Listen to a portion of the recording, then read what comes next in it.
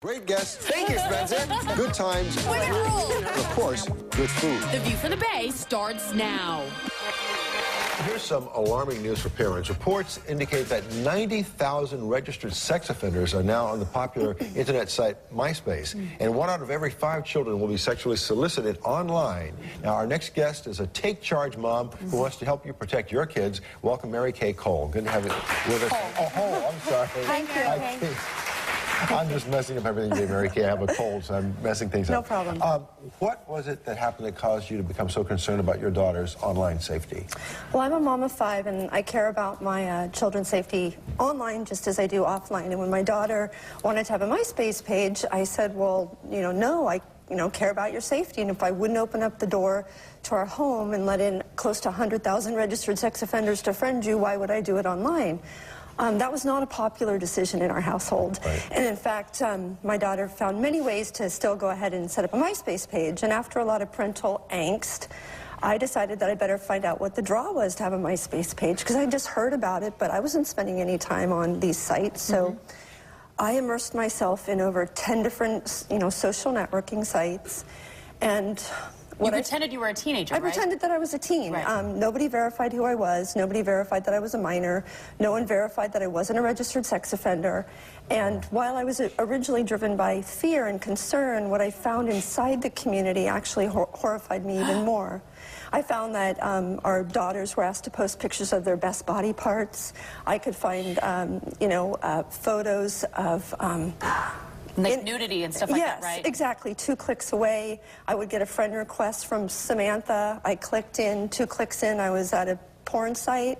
I saw some of the cruelest online behavior, but I didn't see anything that was reflective of all of the positive things about our kids. And all this stuff was commonplace. I mean, it was easy to stumble onto it. You didn't have to search hard to you find just were clicking. You're a couple clicks away. Oh, my goodness. No. So are there ways to protect our kids? Are there any, laws or acts in place? There isn't a site that has put the safety and well-being of children first, so that's when I decided, I'm a former media professional, that I could do something about it. So I created Yoursphere, YOURSPHERE.com, and we put the safety and security of our youth members first. So there are laws like the Children's Online Privacy Protection Act that are there to require that any child under the age of 13 that wants to join a website has to get their parents' permission. But kids can click a button that say I'm 13 and above, and suddenly they're not protected. Exactly. Well, let's go down a list of some of the widely held beliefs about online safety, just to find out what's fact and what's fiction. One thing is that you say, well, you don't say, but tell us whether this is fact or fiction. You should forbid your kids from using these sites altogether, these social networking sites. Should we? No. Yeah. Research has shown there's a whole bunch of educational and beneficial reasons for kids to be on these sites. It helps self-direct learning, but it's a fact that none of the sites put safety first. So as parents, it's not realistic to say, don't go on those sites. Right. It's like saying, you're not going to go out and breathe air. You're right. Yeah. Right, So instead, you can be an active participant and an involved participant in your child's online experience. Yeah, you said there's a mix of technology and also personal interaction with your child that can keep them safer, right? Yes, it's correct. I mean, it's really easy. What we have to remember as parents is it's really easy to just install software on the computer, but we can't protect our kids from the people that intend our children harm. Right. So what we need to do is make sure they're in an online community that verifies identities and make sure there aren't registered sex offenders. And then research shows that if we talk to our children about online safety consistently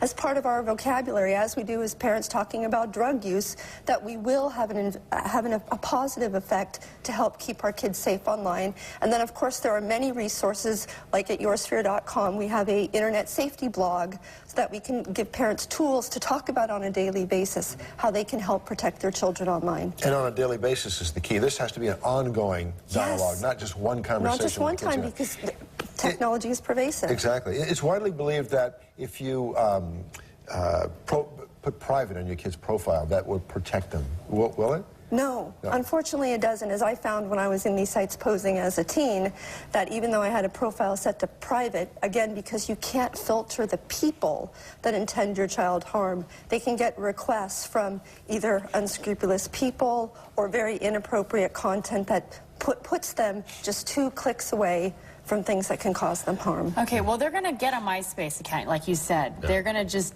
find some way to do it. But we can't forbid them, so what should we do once they have a MySpace account or a Facebook account or one of those public accounts? Well, now that Yoursphere.com is here, and there's a place that they can go that gives them a whole lot more than on the other social networking sites, we hope to be able to provide a fun and engaging place that's also safe. So, if your child, does go on a Facebook or a MySpace or any of the other sites, I encourage you to be an active parent that is involved in your child's online activity.